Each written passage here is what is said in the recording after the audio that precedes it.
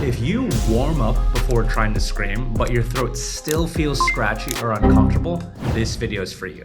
So a lot of people think if I warm up correctly, screaming shouldn't feel weird at all. So when it does feel uncomfortable, it confuses people. So in this video, I'm gonna go over what warming up really does, why screaming can feel uncomfortable at first, and then next, what to do when it feels off.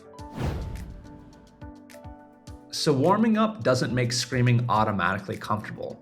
If we're going by a classic definition of what it means to warm up, all that does is that gets the blood flowing and it gets you a little bit more limber to use your voice. Think about it like this. Warming up is like turning the car on, but it doesn't decide where you drive or how fast you go, or if you get into an accident. So if the sound you're making isn't set up well yet, then warming up won't fix that by itself. That's why a lot of people say, I warmed up, but it still feels weird. All that means is that the sound that you're creating isn't landing in the right place of your throat yet. So next, why screaming can feel uncomfortable at first. So when you're screaming, there are certain parts of your throat that you want to use and certain parts that are unnecessary to use. So when we use those unnecessary tissues, those tend to feel more sensitive.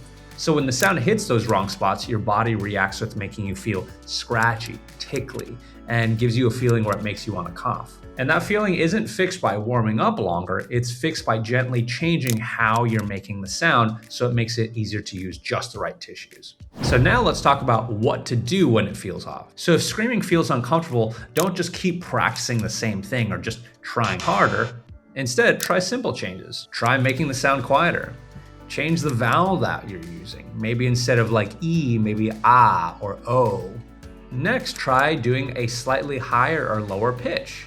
Next, try relaxing your body and neck. Next, try to let out less air instead of more. And you can also try and move the vibrations around where you feel it in your body. Small adjustments can make a huge difference. So here's what I want you to remember. Warming up doesn't hurt, but it doesn't decide whether or not screaming feels comfortable. Next, comfort comes from learning where the sound should sit, and that takes a little exploration and practice. And third, if you want to go deeper and want more clear step-by-step ways to find comfortable screams without guessing, I left a free training in the description that walks you through it slowly. So check that out for free. And if you want to get in contact to see if you'd be a good fit for coaching, it'll show you how to do that. So once again, click the link in the description and I will see you soon.